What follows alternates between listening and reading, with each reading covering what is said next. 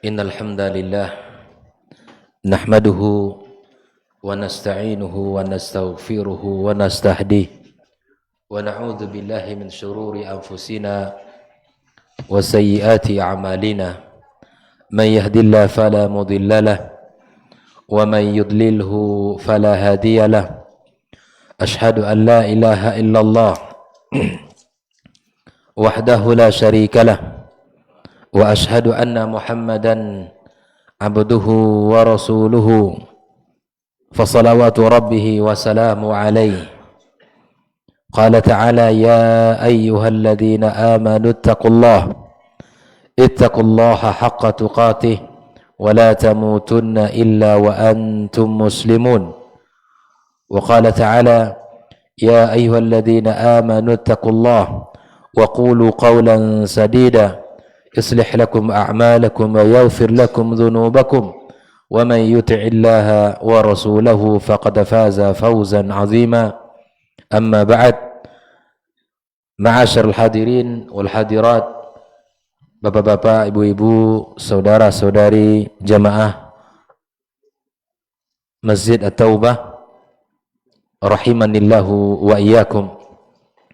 Alhamdulillah, adalah sebuah keindahan bagi seorang mukmin di dalam kehidupan apabila hari-hari yang dijelang, hari-hari yang dilalui olehnya diisi dengan sebuah kebaikan yang merupakan itu adalah amal saleh baginya. Ketika seseorang dibukakan oleh Allah Subhanahu wa taala pintu amal kebaikan, pintu amal saleh sebelum ia meninggal dunia, lalu kemudian dia istiqamah di atas jalan kebaikan tersebut dan di atas amal saleh tersebut, maka kemudian Allah akan mencabut nyawanya, akan mengakhiri kehidupan dia dengan kebaikan yang senantiasa ia lakukan. Sehingga Rasul sallallahu alaihi wasallam mengatakan dalam sebuah hadis, idza aradallahu bi'abdin khairan, jika seandainya Allah menginginkan atau jika Allah menginginkan sebuah kebaikan bagi seorang hamba, khair, apa saja kebaikan itu yang Allah inginkan pada diri kita, pada diri anak-anak kita, pada diri kita dalam keluarga, maka Nabi sallallahu alaihi wasallam mengatakan asalahu atau asalahu. Nabi sallallahu alaihi wasallam menyebutkan dan ditanya, waqila wa ma asalahu ya Rasulullah, apa yang dimaksud dengan kalimat asalahu? Nabi alaihi salatu wassalam mengatakan, yaftahullahu azza wa jalla lahu amalan salihan qabla mautih fa thumma yaqbidhu alaihi. Makna kata asal di dalam ayat itu ada, dalam hadis itu adalah di mana Allah Subhanahu wa taala membukakan baginya di dalam kehidupan ini, di dalam keseharian dia, amal saleh. Apa saja bentuk amal saleh itu sebelum ia meninggal dunia. Lalu kemudian Allah mencabut nyawanya di atas amal saleh tersebut. Kita berharap kepada Allah Azza wa Jalla, mudah-mudahan kecintaan kita terhadap ilmu ini dan kesungguhan kita duduk di dalam majelis ilmu seperti ini adalah sebuah bentuk tanda kebaikan yang Allah inginkan pada diri seorang hamba. Salah satu bentuk keinginan, salah satu bentuk kebaikan yang Allah inginkan pada diri kita masing-masing. Dan kemudian Allah mencabut kita di dalam keadaan melakukan amal saleh ini. Amin ya rabbal alamin. Kemudian kita bersyukur juga kepada Allah Azza wa Jalla atas nikmat yang sangat banyak. Kita bersama kembali duduk dalam majlis ini. Ya, mudah-mudahan majlis yang dirahmati Allah Subhanahu wa taala untuk kita semuanya. Majlis yang mendatangkan ketenangan pada jiwa-jiwa kita, pada hati-hati kita ini. Sungguh kebutuhan seorang mukmin kepada ketenangan jiwa sangat besar dalam kehidupannya. Karena itu ia akan mengokohkan dia di atas jalan ini. Ketika seseorang tenang di dalam beribadah kepada Allah, kenyamanan dalam mendekatkan dirinya kepada Allah, itu nikmat. Bahkan itu adalah surganya dunia. Ketika kita merasakan kenyamanan yang sangat luar biasa, duduk berlama-lama dalam majelis ilmu dalam kebaikan, itu adalah surga dunia yang Allah berikan kepada kita di dunia ini. Kemudian yang lebih penting daripada itu adalah kita termasuk ke dalam nama-nama yang Allah banggakan, dalam nama-nama yang Allah sebut-sebut di atas makhluk atau di hadapan para makhluk yang Allah muliakan pula. Maka sungguh kemuliaan itu sangat dekat kepada orang-orang yang sering dan senantiasa duduk dalam majelis ilmu ini. Makanya Nabi SAW mengatakan bahwa duduknya kita di dalam majelis ilmu adalah suatu kondisi di mana kita tidak akan pernah merasakan kesengsaraan. Duduknya kita berlama-lama, duduknya kita di dalam majelis ilmu adalah tidak akan pernah mendatangkan keburukan dan tidak akan pernah mendatangkan kecelakaan dalam hidup kita. Justru berlama-lama dalam majelis ilmu akan mengundang kebaikan untuk diri kita. Kemudian ucapan salawat dan salam untuk kekasih kita sallallahu alaihi wasallam, Nabi kita yang mulia, ya, seorang guru yang sangat luar biasa, seorang ayah yang sangat luar biasa mendidik anak dan keluarga, seorang suami yang sangat luar biasa yang senantiasa mengawal keluarganya agar selamat dari neraka Allah Subhanahu wa taala dan menginginkan semuanya orang-orang yang saleh, orang-orang baik yang akan berkumpul bersama dalam surga Allah Subhanahu wa taala. Maka di antara faedah yang bisa kita ambil dalam kehidupan kita agar semangat kita senantiasa menjadi seorang suami untuk memperbaiki diri dari segala kekurangan-kekurangan yang ada pada diri kita dengan cara belajar ilmu agama ini. Begitu juga dengan menutupi kekurangan-kekurangan kita menjadi seorang ayah dengan membekali diri kita ilmu yang terkait dengan agama Allah yang mulia ini. Mudah-mudahan Allah Subhanahu wa taala mudahkan jalan itu untuk kita semuanya. Malam ini kita kembali melanjutkan pembahasan juz 30 yang insyaallah masuk kepada surat Al-A'la. Surat Al-A'la, silakan dibuka Al-Qur'annya. Ya, silakan dibuka Al-Qur'annya. Sebagaimana biasanya kita sebelum mempelajari ayat demi ayat, kata demi kata dalam surat yang akan kita baca ini, maka kita akan mengawali terlebih dahulu pembahasan yang terkait dengan nama, tujuan serta keutamaan-keutamaan yang ada pada surat ini. Surat Al-A'la disebut juga dengan nama lainnya, yaitu surat Sabbihisma Rabbikal A'la. Ayat pertama dari surat ini. Surat Al-A'la adalah salah satu surat yang sangat istimewa, karena surat ini banyak dihafal oleh kaum muslimin. Tidak hanya dihafal, namun dia juga merupakan salah satu surat yang sering dibaca oleh baginda kita sallallahu alaihi wasallam di dalam kondisi-kondisi tertentu. Insyaallah akan kita bacakan beberapa hadis-hadis yang berkaitan dengan keutamaannya. Ali bin Abi Thalib menyebutkan dalam sebuah perkataannya, wa kana Rasulullah sallallahu alaihi wasallam yuhibbu hazihi surah. Nabi kita sangat menyukai dan menyenangi surat ini. Ini siapa yang mengatakan? Ali bin Abi Thalib, sahabat Nabi, menantu beliau, sangat menyukai surat ini. Karenanya Rasul sallallahu alaihi wasallam sering membacanya. Bahkan di dalam beberapa riwayat, ya, seperti yang kita dapatkan di dalam riwayat dari Rasul sallallahu alaihi wasallam dari sahabat Mu'adz ibnu Jabal radhiyallahu taala anhu, ya, di saat dia membaca surat Al-A'la ini, atau di saat dia memanjangkan bacaan surat di dalam salatnya, kemudian tiba-tiba ada salah seorang yang keluar dari barisan salat, menganggap terlalu panjang bacaan, ya, Mu'adz ini. Kemudian sampailah berita itu kepada Mu'adz bahwa ada salah seorang dari kaum muslimin, dari orang, dari jamaah, yang ketika engkau membaca menjadi imam, ya kemudian ada yang keluar dari salat, kemudian dia salat sendiri. Jadi ternyata ada juga yang tidak sabar. Ya. Di antara ya dulu ya para sahabat, ya barangkali yang tidak sabar ini tentu orang-orang yang masih dalam ta'lif, ya, hati mereka di dalam agama yang mulia ini. Kemudian sampailah berita itu kepada Mu'adz, dan Mu'adz mengatakan, fa innahu rajulun munafiqun. Jika ada orang yang tidak suka di dalam salat berlama-lama, di dalam hatinya ada kemunafikan. Sampailah berita itu kepada Rasul sallallahu alaihi wasallam.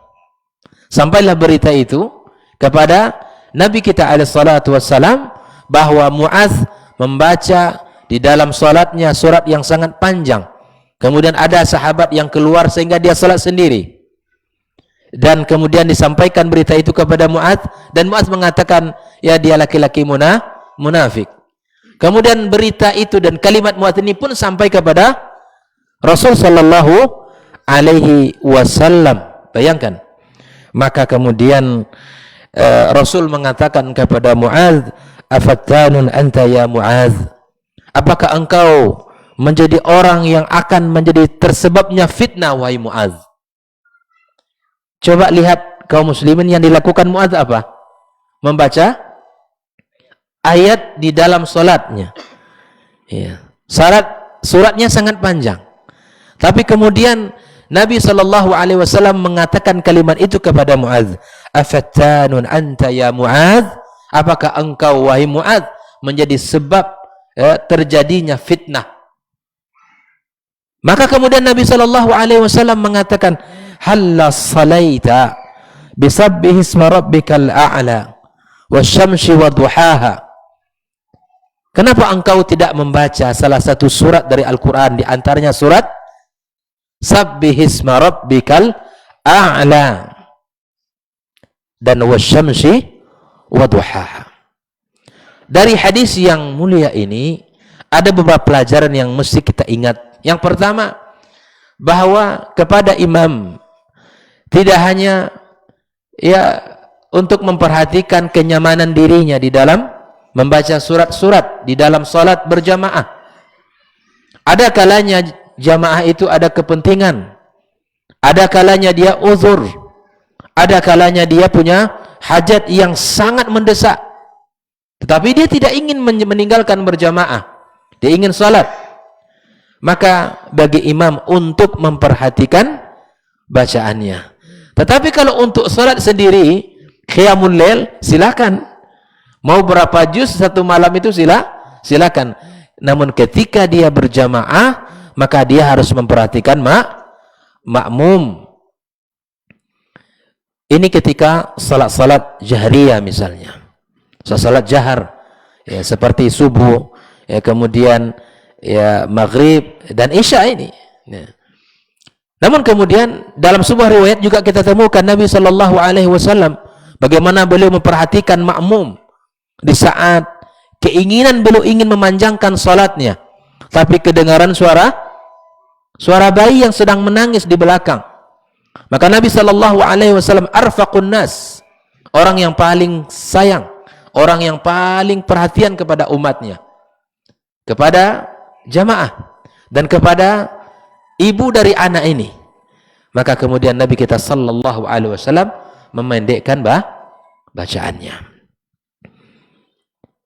Oleh karena itu ikhwani kaum muslimin rahimakumullah, di dalam bacaan salat saja kita diperhatikan untuk, bagi imam diperhatikan untuk ya untuk membaca dan melihat kondisi makmum sehingga makmum tidak merasa terbebani, makmum tidak merasa ya terhalangi dari hajat-hajatnya, dari kehidupan yang ingin dia lakukan. Maka begini jugalah kondisi jika seandainya dalam salat saja Nabi sallallahu alaihi wasallam mengingatkan para imam agar membaca ayat-ayat ya al-mufassal di dalam salat-salatnya, apalagi setelah salat misalnya. Ya, apalagi setelah salat. Sehingga Imam Syafi'i radhiyallahu taala mengatakan, ya, jika seandainya ada kita mendapatkan hadis-hadis Nabi sallallahu alaihi wasallam, ya, dia mengeraskan bacaan zikir setelah salatnya, itu bukan berarti Nabi alaihi salatu wasallam melaksanakan zikir berjamaah, bukan. Tapi sungguh itu, kata Imam Syafi'i, adalah untuk memberikan pelajaran kepada para sahabat mana zikir-zikir yang sunnah kemudian diamalkan oleh para sahabat. Dan hal ini terkadang dipahami oleh sebagian kaum muslimin, ya, sehingga sudahlah bacaan dalam salat dipanjangkan, kemudian bahkan zikir setelah salat pun lebih panjang dari salat itu sendiri. Sehingga ada di antara orang-orang awam yang tidak faham, sehingga ia membuat dia tidak bisa bangkit dari salatnya, tidak mau bubar meninggalkan majelis zikir tersebut, sehingga tidak bisa keluar dari jemaah itu sendiri. Nah, oleh karena itu, ikhwani kaum muslimin, nasihat untuk diri kami dan kita semua, maka setelah salat hendaklah kita berzikir dengan cara sendiri, kemudian kita meminta kepada Allah Azza wa Jalla apa yang kita inginkan dalam kehidupan kita ini, sebagaimana Rasulullah sallallahu alaihi wasallam lakukan itu, dan para sahabat, para tabi'in dan tabi'in juga mengikuti Nabi kita sallallahu alaihi wasallam. Di dalam salat saja Nabi alaihi salatu wasallam mengingatkan Mu'adz, apalagi zikir-zikir misalnya setelah salat itu. Dan ini juga mesti kita kaitkan di dalam pembahasan kita ini. Kaum muslimin rahimakumullah. Di antara dalil yang kedua yang mana Rasul sallallahu alaihi wasallam sering membacanya adalah di mana Aisyah radhiyallahu taala anha menceritakan, wa kana Rasulullah sallallahu alaihi wasallam yaqra'u fil witr. Nabi sering membaca surat Al-A'la ini di dalam salat witir. Bahkan Aisyah dengan jelas mengatakan yang pertama dibaca oleh Nabi dalam rakaat pertamanya adalah surat Al-A'la. Setelah itu di rakaat kedua Nabi membaca surat Al-Kafirun, dan di rakaat ketiga Nabi SAW membaca surat Al-Ikhlas. Salat witir kaum muslimin rahimakumullah adalah salah satu ibadah yang sangat mulia. Bahkan ada sebagian para ulama mewajibkan salat witir itu. Mewajibkan salat witir itu. Bahkan Imam Ahmad rahimallahu taala mengatakan bahwa orang yang meninggalkan witir secara menyengaja, ya, man tarakal witra amdan fahuwa rajulun su. Orang yang meninggalkan witir secara menyengaja, maka dia termasuk orang laki-laki yang tidak baik. Bayangkan itu. Di mata mereka para salaf, orang yang meninggalkan witir itu laki-laki tidak baik. Maka itu ikhwani kaum muslimin rahimakumullah, ya, ada di antara ulama yang mewajibkan witir itu, walaupun sesungguhnya yang benar di antara perkataan mereka tidaklah wajib, tapi dia adalah amal yang sangat dianjurkan. Sehingga buktinya apa? Rasul sallallahu alaihi wasallam tidak pernah meninggalkan witir, baik itu dalam keadaan safar, apalagi mukim. Nabi tidak pernah meninggalkannya. Maka aqallul witri adalah rakaatan. Ya, kalau kita bisa lebih dari 1 rakaat, maka lakukan 3 rakaat dan lebih, atau paling tidak 1 rakaat. Dan mulai waktunya adalah ba'da salatil isya sampai azan fajar atau sampai azan subuh tiba. Silahkan. Jika seandainya merasa dirinya letih, lelah sekali, tidak bisa untuk bangun nanti di akhir malam sebelum azan subuh dikumandangkan, dan dia tidak khawatir tidak bisa melakukan witir, maka lakukan witir kapan? Di awal malam. Maksudnya setelah salat isya silakan. Ada di antara kita yang barangkali ingin witir, silakan witir. Sebelum dia salat ke rumah, atau dia sebelum tidur misalnya, sampai di rumah nanti. Sebelum tidur dia berwudu, witir dulu. Maka tidak ada masalah, hukumnya dibolehkan. Namun apabila dia telah mendahulukan witir di awal malam, maka dia tidak lagi menutup malam dengan salat witir. Kalau salat malam boleh. Misalnya kita nanti pulang ke rumah, witir kita sebelum tidur 3 rakaat. Lalu kemudian kita bangun sekitar jam setengah 4 atau jam 4 barangkali. Masih bisa kita melakukan salat 4 rakaat. Maka salat qiyam ini dibolehkan. Salat tahajud ini dibolehkan, namun tidaklah kita tutup malam itu dengan jelas ya. Karena Nabi mengatakan la witrani fil lailah.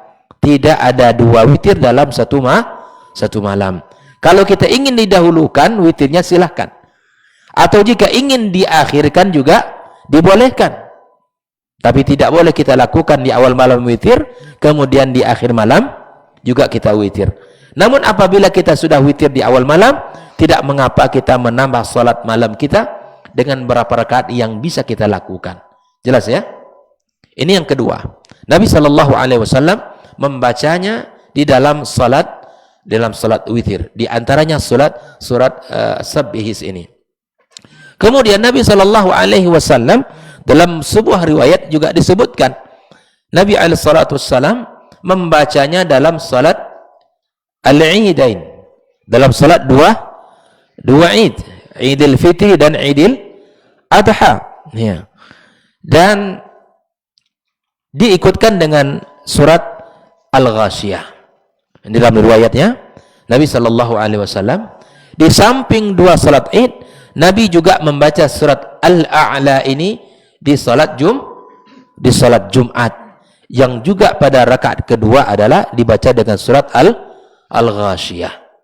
Karena subhanallah, di dalam 2 surat ini ada peringatan-peringatan untuk kita, dan ada pengagungan terhadap Allah Subhanahu wa ta'ala.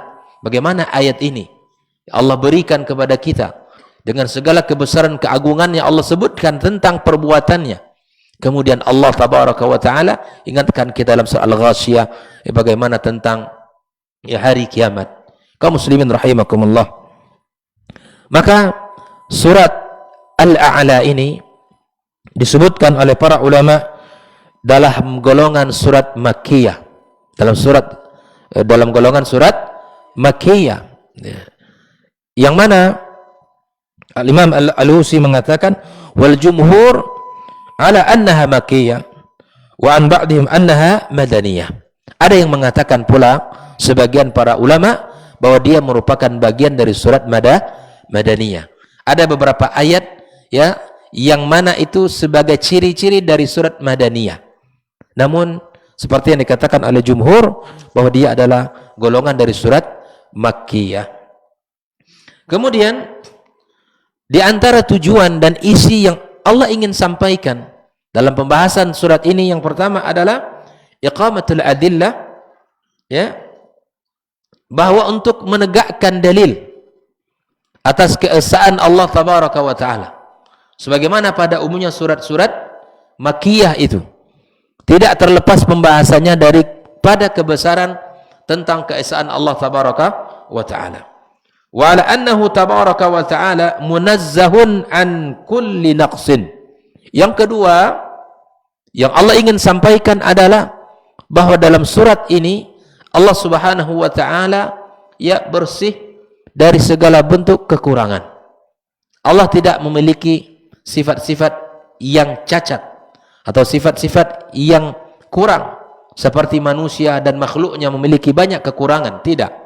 Allah munazzah, Allah maha suci, Allah maha bersih dari segala bentuk kekurangan-kekurangan, segala bentuk ya cacat yang ada pada sebagaimana sifat daripada makhluknya. Ini yang kedua. Yang ketiga di antara pembahasannya adalah ibraz janib azim min ni'amihi allati la tuhsa. Allah menggambarkan kepada kita satu sisi dari nikmatnya yang sangat banyak kepada kita, yaitu kesempurnaan nikmat Allah tabaraka wa taala pada diri kita. Makanya di antara ayat allazi khalaqa fasawwa, yang telah menciptakan kemudian menyempurnakan ciptaan kita. Manusia adalah makhluk yang paling sempurna dari sisi penciptaannya. Allah sempurnakan kita, Allah berikan kenikmatan yang tidak terkira kepada kita. Allah berikan kepada kita nikmat yang sangat banyak. Maka Allah ingin menyentuh hati kita, menyadari kita bahwa Allah telah memberikan kepada kita nikmat yang sangat banyak, agar kita teringat, agar kita tahu, agar kita sadar, agar kita merasa bahwa kita adalah makhluk yang lemah di hadapan Allah tabaraka wa ta'ala. Kemudian wamtinanuhu ala nabihi sallallahu alaihi wasallam bisyari'ati samha wa bil Qur'anil Karim. Allah juga melalui surat Al-A'la ini mengingatkan kepada kita tentang sebuah nikmat dan karunia yang sangat agung yang Allah berikan kepada Nabi kita sallallahu alaihi wasallam. Allah berikan Islam, syariat yang sangat lapang, syariat yang sangat luar biasa, dengan diturunkannya pula Al-Quranul Karim kepada Nabi kita sallallahu alaihi wasallam.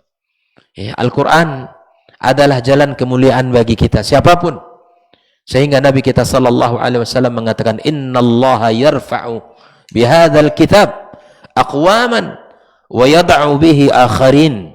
Allah mengangkat suatu kaum Al-Quran ini. Allah akan mengangkat, memuliakan kita dengan Al-Quran ini. Dan ada pula orang yang Allah hinakan. Bayangkan, kalau kita ingin mulia dengan Al-Quran, kalau kita ingin mulia di hadapan Allah, maka jalannya adalah dengan kita mempelajari Al-Quranul Karim.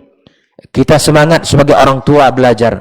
Kita semangat mengajari Al-Quran juga kepada anak kita, kepada keluarga kita. Seperti yang pernah saya sampaikan, bahwa seluruh orang tua di dunia ini sama. Kita di hadapan Allah tidak ada bedanya.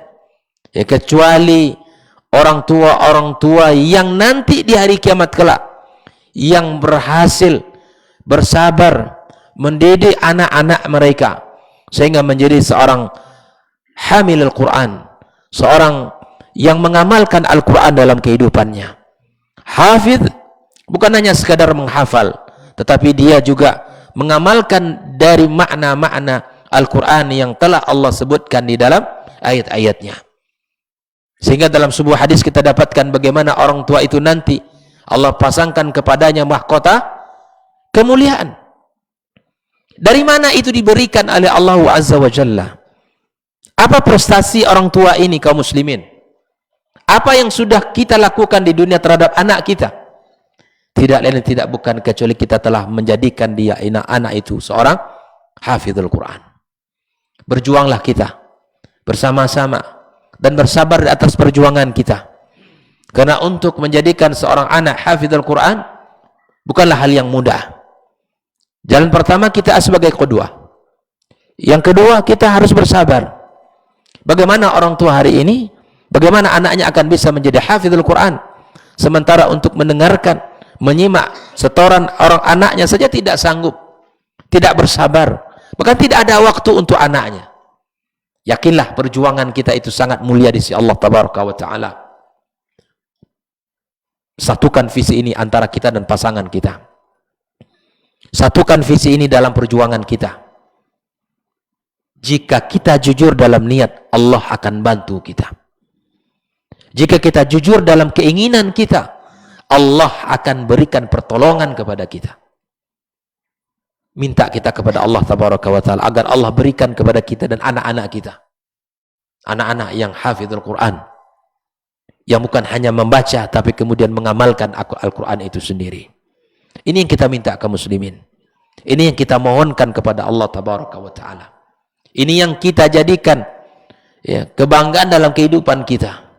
Berapa orang anak kita, berapa orang keturunan kita, kita berharap semuanya orang ahli Al-Quran.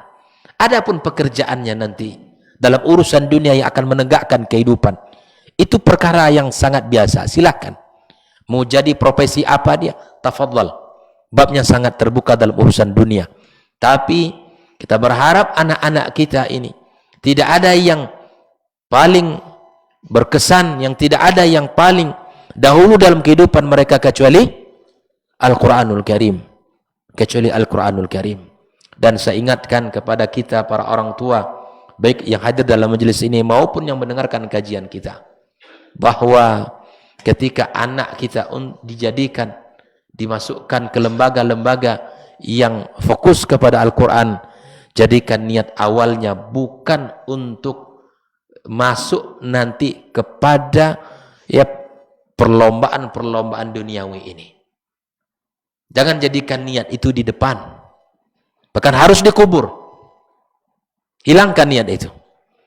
Saya sering sampaikan kepada dalam pengajian-pengajian kita bahwa anak kita menghafal Quran bukan untuk ditepuk-tepuk tangan, Ustaz. Bukan. Itu kecil sekali itu. Anak kita didik dia menjadi hafiz Quran. Bukan untuk dijadikan dia di panggung, kemudian bahkan diviralkan. Bahkan mungkin ya untuk dijadikan kebanggaan. Ya, nah, jauhkan itu dari niat-niat kita orang tua. Jauhkan. Kita didik dia, kita inginkan suatu kondisi di mana Allah akan memasangkan mahkota itu kepada kita di hari kiamat kelak. Itu yang kita inginkan. Adapun nanti, kalaupun anak kita, jika ada peluang dia ikut, ya tafadhal. Saya tidak mengatakan musabaqah itu haram, tidak pernah saya larang. Tapi terkadang ada yang bergeser dari niat-niat orang tua itu. Karena saya sendiri menemukan di lapangan betapa banyak orang tua yang bertanya tentang lembaga Al-Quran dengan tujuan itu. Ya, Ramadan ini selesainya, Ramadan depan ada audisinya. Ini sungguh sangat rendah sekali niat kita ini. Jangan kita kotori dan jangan kita ya hilangkan niat-niat ya dengan niat-niat duniawi kita. Sesuatu yang sangat tinggi dan mulia di sisi Allah Tabaraka wa ta'ala itu. Ikhwanikum muslimin rahimakumullah. Inilah beberapa sisi dari pembahasan surat Al-A'la yang Allah sebutkan di dalam ayat-ayat yang Allah ingin sampaikan kepada kita semuanya. Di dalam surat Al-A'la ini, itulah beberapa pembahasan utama di mana Allah ingin menegakkan dalil yang kuat bahwa Allah adalah Maha Esa. Yang kedua, Allah Subhanahu wa taala menginginkan kita hamba yang bersyukur atas nikmat-nikmat yang sangat banyak yang Allah berikan kepada kita. Yang ketiga, Allah inginkan kita ya ingat dan bersyukur pula atas nikmat agama yang mulia ini, agama Islam, agama yang samha, agama yang lapang, agama yang lurus, agama yang sangat luar biasa, dan agama yang diridai oleh Allah Tabaraka wa taala, dan ditambah lagi dengan nikmat Al-Quran yang Allah jadikan sebagai panduan di dalam menjalankan agama yang mulia ini. Ma'asyiral hadirin wal hadirat rahimakumullah.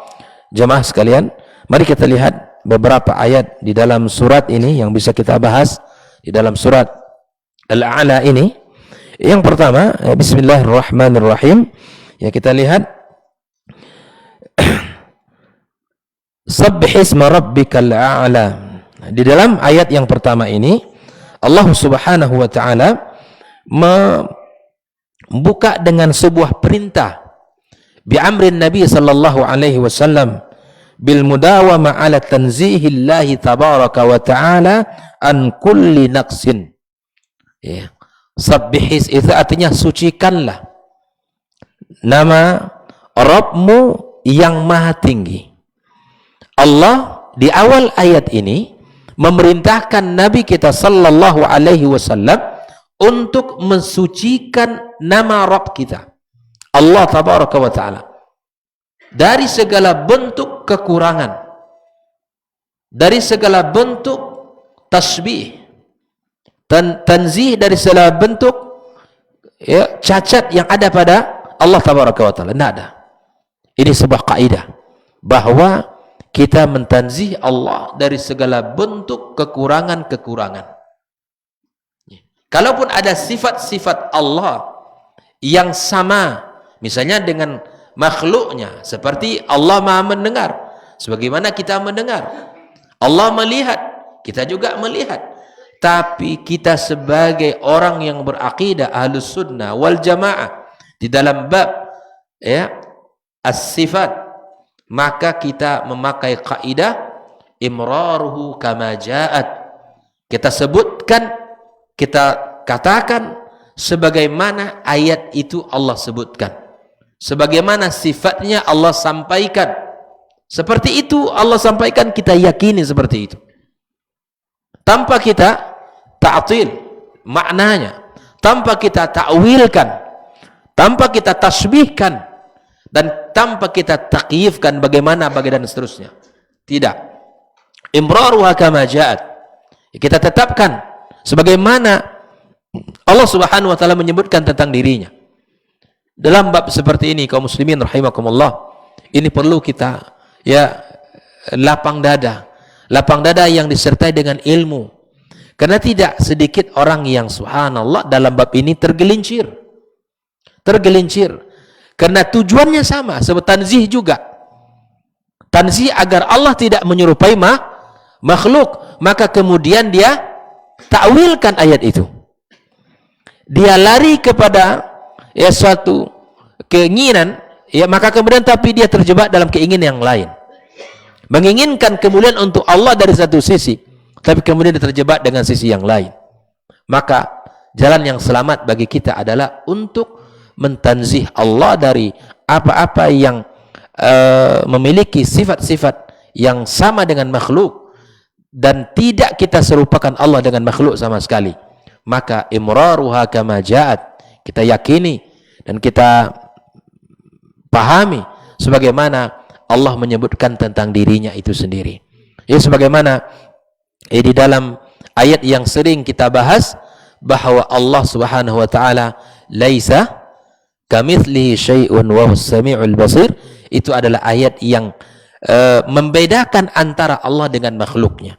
Kalaupun ada sifat-sifat kita makhluk ini yang memiliki kesamaan dari Allah, hanya sekedar nama saja. Hanya sekedar nama. Seperti saya katakan tadi depan, melihat, Allah juga melihat. Gitu kan? Kita mendengar, Allah juga Maha mendengar. Tapi tentu pendengaran kita tidak sama dengan pendengaran Allah. Penglihatan kita tidak sama dengan penglihatan Allah. Kira-kira saya ingin bertanya jujur kepada jemaah ini. Susah apa repot apa mudah menetapkan apa yang Allah miliki tanpa kita ta'til atau ta'wil? Susah apa mudah sangat mudah, subhanallah. Terkadang subhanallah kita ini berkelit dengan berbagai macam kaidah-kaidah akliyah, dengan kaidah-kaidah akal kita, tapi kemudian kita akan terjebak kepada sebuah kesalahan. Nabi SAW telah mengajarkan kepada kita bagaimana kita bersikap tentang ayat sifat.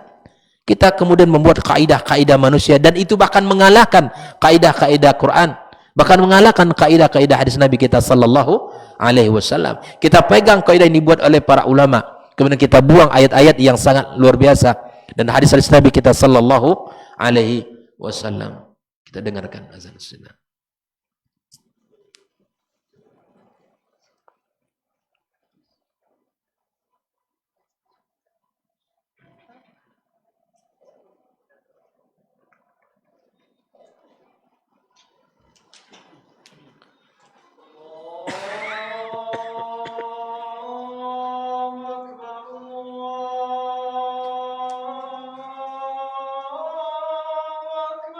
Allah.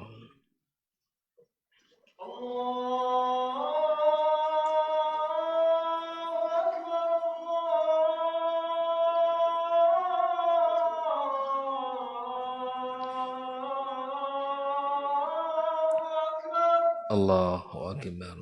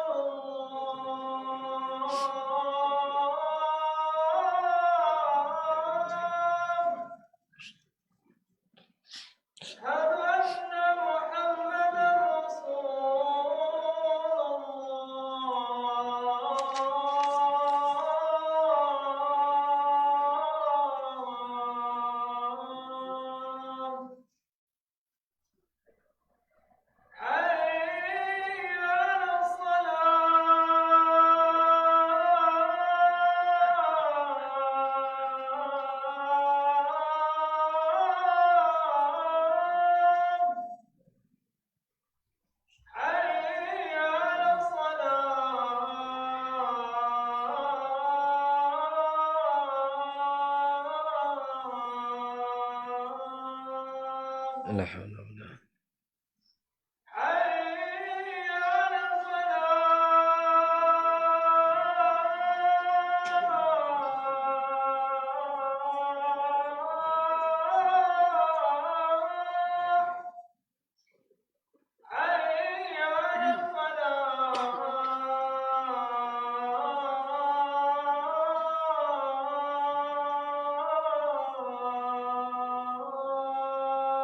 la haula wala quwwata illa billah.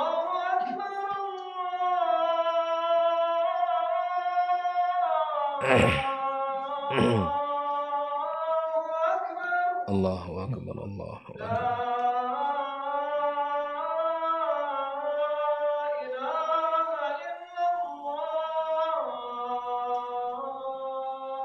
La ilaha illallah, sallallahu alaihi wa sallam, ad-da'wat was-salat al-qa'imat wa ba'ath al-maqam alladhi wada'naka rabbi hamni min as-salat.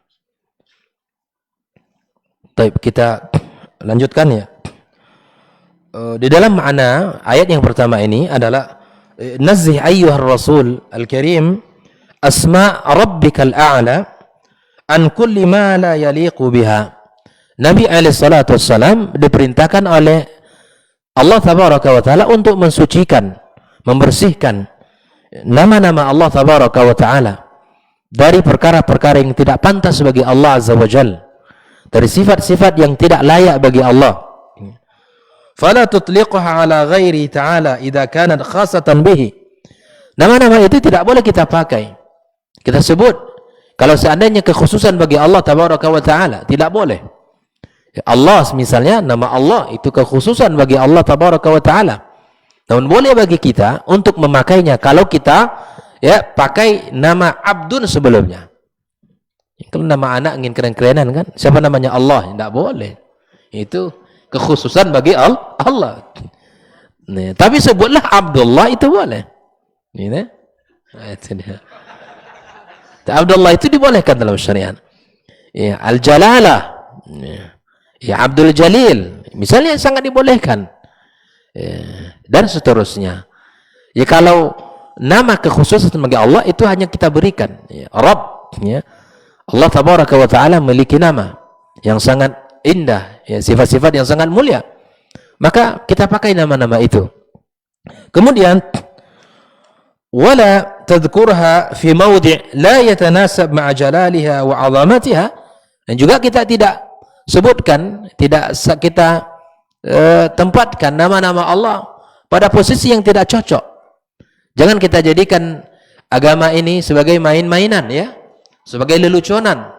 Bahkan nama-nama Allah tidak boleh kita sandingkan dengan nama-nama yang tidak pantas untuk kita sebut. Misalnya yang kita sebutkan posisi nama-nama Allah pada tempat-tempat yang sangat mulia kita sebut, karena itu adalah nama yang sangat agung dan mulia sekali. Hari ini orang subhanallah mungkin sudah kehabisan mainan agama, jadi lelucon, ya. Sampai hari ini viral itu, ya, nggak tahu untuk siapa yang membuat itu. Hari ini apa saja bisa kita viralkan. Hari ini bisa apa saja bisa. Ya, akhi fillah wa ukhti fillah. Ya, kalaupun sudah kehabisan mainan untuk lelucon dalam dunia ini, jangan dijadikan agama sebagai lelucon. Tidak boleh. Itu jatuh kepada istihza. Apalagi dalam salat. Ya, dalam ibadah salat dibuat lelucon dengan kipas angin. Waliyadzubillah, ini tidak masuk akal terkadang, ya. Lelucon di antara entah dia muslim apa tidak, kita tidak tahu juga. Ya, sama gerakan salamnya dengan gerakan kipas. Apa gunanya coba? Di mana faedahnya kita? Bukankah Nabi kita sallallahu alaihi wasallam mengatakan min husni islamil mar'i tarku ma la ya'nihi. Hal yang tidak bermanfaat itu tinggalkan. Itu tanda baiknya Islam kita. Tapi apa saja yang bisa dijadikan lelucon, ya itu dijadikan leluconan. Tidak bisa. Di dalam Islam, apa yang kita lakukan itu akan ada konsekuensi yang kita lakukan itu. Baik itu ucapan kita ataupun sikap kita. Kalau kita menyengaja melakukan itu, dan bahkan mungkin dengan tujuan untuk lelucon, bahkan untuk menjatuhkan ibadah salat, waliyadzubillah, maka tunggu saja hari di mana Allah akan membalas leluconan yang kita buat itu sendiri. Oleh karenanya jangan dijadikan agama ini sebagai leluconan, bahan candaan kita. Tapi agama ini adalah panduan kita, tiangnya kehidupan kita ini. Ya, kalaulah kita tidak beragama, maka tidak ada bedanya kita dengan makhluk Allah yang lain yang ada di sekitar kita ini. Kita telah dimuliakan Allah dengan syariat. Lalu kemudian apakah kita buang syariat yang mulia ini? Ya, kita hilangkan dalam kehidupan kita. Oleh karena itu ikhwani kaum muslimin, apa saja dalam syariat ini, ya maka tidak boleh kita jadikan leluconan, bahan-bahan candaan di dalam kehidupan kita. Kemudian di antara maknanya juga, ya, di samping Allah memerintahkan Nabi kita untuk mentanzih, mensucikan nama-nama Allah dan tidak menyebutkan dengan kecuali pada tempat-tempat yang pantas untuk kita sebut. Yang ketiga, wala tahrif 'ala al-ma'ani allati wudi'at laha kama yaf'alu az-za'ighun. Jangan ditahrif, jangan dipalingkan, ya, makna-makna sifat-sifat Allah ini, ya, kecuali kepada yang dipahami oleh para ulama salaf. Ya, jangan dilakukan seperti yang dilakukan oleh, jangan melakukan seperti yang dilakukan oleh orang-orang yang menyimpang dalam agama yang mulia ini. Sekali lagi saya ingin katakan, tujuan di antara sebagian mereka itu adalah mentanzih Allah juga. Tapi apa yang mereka lakukan itu terjebak dengan sebuah kesalahan yang baru. Ini juga harus kita berhati-hati di dalam memahami tentang asma dan sifat Allah tabaraka wa taala. Allah katakan walillahil asmaul husna, ya, fad'uuhu biha. Allah memiliki nama-nama yang husna, yang baik, maka berdoalah dengan nama-nama itu. Dan ini adalah tawassul yang dibolehkan dalam agama kita. Di dalam berdoa kita sebut nama Allah. Ini merupakan tawassul yang masyru', yang dibolehkan di dalam syariat ini. Kemudian, ya, di antara tawassul yang masyru' dengan amal saleh yang kita lakukan sendiri. Barangkali ada amalan perbuatan sir yang hanya kita dengan Allah yang tahu. Di saat tertentu kita meminta kepada Allah, ya, dengan amalan soleh kita itu, kita minta Allah lapangkan, kita minta kepada Allah ringankan beban kita. Itu dibolehkan dalam agama kita. Kemudian di antara tawassul yang masyru' adalah dengan doa orang soleh yang masih hidup. Jangan lupa itu, ya, doa orang soleh yang masih hidup. Doa orang soleh, ya, yang sudah meninggal dunia itu tidak lagi berlaku. Bahkan dia yang butuh doa kepada kita. Sesoleh apapun dia ketika hidup, maka justru dia sangat butuh kepada doa-doa kita. Bahkan doa-doa dari anak-anaknya, doa-doa dari murid-muridnya. Ya, justru kita mendoakan agar Allah lapangkan kuburannya. Bukan kita minta kepada mereka, minta kesaktian, minta jodoh, minta kemudahan rezeki dan seterusnya. Ini kesyirikan 100%. Ya, kesyirikan yang jelas ini, bahwa seseorang, ya, kesyirikan yang sangat nyata ini, ya, kesyirikan yang jelas, meminta kepada orang yang sudah meninggal dunia, ya, meminta agar dilapangkan rezekinya, diberikan kehidupan yang layak. Ini di mana akalnya? Di mana akalnya? Ya, tidak menggunakan, ya, jangankan dalil, secara logika saja dia tidak bisa memahaminya. Oleh itu ikhwani kaum muslimin rahimakumullah, wa nazzi rabbakal a'la, sucikan Rabbmu wahai Muhammad, anis syariki, dari kesyirikan, wa anil walid, dari, ya, walid, ya, Allah tidak punya orang tua dan tidak beranak dan tidak diperanakan. Wa anil walad, dari anak. Wa anis syabih, wa an kulli ma la yaliqu bihi, dan dari seluruh sifat-sifat yang tidak layak bagi Allah subhanahu wa ta'ala. Bersihkan itu semua, agungkan nama Allah tabaraka wa ta'ala. Maka di antara makna dan faedah pada ayat ini, hendaklah kita senantiasa mengucapkan tasbih, mentanzih Allah azza wa jalla. Dan inilah kalimat-kalimat yang sangat pantas untuk kita baca dalam kehidupan kita. Bukankah Nabi kita sallallahu alaihi wasallam menyebutkan dalam sebuah hadis, bahkan dalam banyak hadisnya, kalimat-kalimat tasbih itu adalah sedekah. Bahwa kita tidak pernah, bahwa kita tidak akan bisa hidup tanpa kita, ya, mengikat diri kita dengan, ya, mengagungkan Allah tabaraka wa taala. Agungkan Allah dengan lisan kita, Allah akan mengagungkan kita. Ya, sebagaimana dalam sebuah hadis ya qudsi, ya, barang siapa yang mengingat aku dalam dirinya, aku akan ingat, kata Allah Subhanahu wa taala. Ya, barang siapa yang mengucapkan kalimat-kalimat subhanallah wa bihamdi subhanallahil azim, itu ada kalimat-kalimat yang sangat bermanfaat bagi kita nanti pada hari kiamat kelak, di mana Nabi kita SAW mengatakan kalimatani khafifatani 'alal lisan thaqilatani fil mizan habibatani ilar rahman. Subhanallah, semua kita mampu untuk melakukan dengan mengucapkan subhanallah wa bihamdi subhanallahil azim. Semua kita bisa mendulang pahala, semua kita bisa mendapatkan banyak kebaikan di sisi Allah dengan hanya modal bertasbih kepada Allah tabaraka wa taala. Maka tanzih Allah dari segala bentuk kekurangan, sucikan Allah dari segala bentuk cacat, ya, dan sifat-sifat yang tidak pantas bagi Allah tabaraka wa taala dalam perbuatannya, di dalam sifatnya, di dalam namanya, dan di dalam apapun yang telah Allah lakukan. Allah tidak pernah, ya, dan tidak pantas untuk kita pertanyakan apa yang Allah lakukan, tapi sungguh perbuatan kita yang pantas untuk kita evaluasi. Ya. Allah tidak perlu kita jadikan protes kepadanya apa yang Allah lakukan, tidak perlu, karena Allah tidak butuh dengan kita, kita yang butuh dengan Allah tabaraka wa taala. Bahkan dalam ayat Al-Quran sendiri pun Allah katakan, andai kita ini, ya, dalam suatu ketaatan yang sangat tinggi kepada Allah, bahkan dalam satu hati yang bersih, yang sangat mulia, yang sangat tinggi seperti hatinya Nabi kita sallallahu alaihi wasallam, itu tidak akan mengurangi dari kerajaan Allah tabaraka wa taala, dan bahkan tidak juga akan menambahkan kerajaan Allah tabaraka wa taala. Kemuliaan itu harus kita sadari bersama, akan kembali kepada kita kebaikannya dan manfaatnya, baik itu di dunia maupun di akhirat kelak.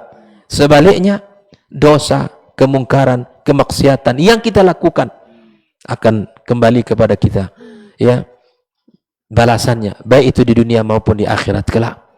Oleh ikhwani kaum muslimin, di akhir majelis kita, marilah kita memohon kepada Allah Subhanahu wa taala agar Allah berikan kepada kita taufik untuk bisa senantiasa mengamalkan agama yang mulia ini, dan kita bisa senantiasa membasahi lisan-lisan kita untuk memperbanyak mentasbih Allah tabaraka wa taala di dalam kehidupan kita, di pagi hari, di petang, di pagi, di malam, di sore, di siang, semua waktu dalam kehidupan ini senantiasa kita, ya, isi dengan memperbanyak tasbih kepada Allah Subhanahu wa taala. Wa sallallahu ala nabiyyina Muhammadin wa sallam, wa subhanakallahumma bihamdik asyhadu an la ilaha illa anta astaghfiruka wa atubu ilaik.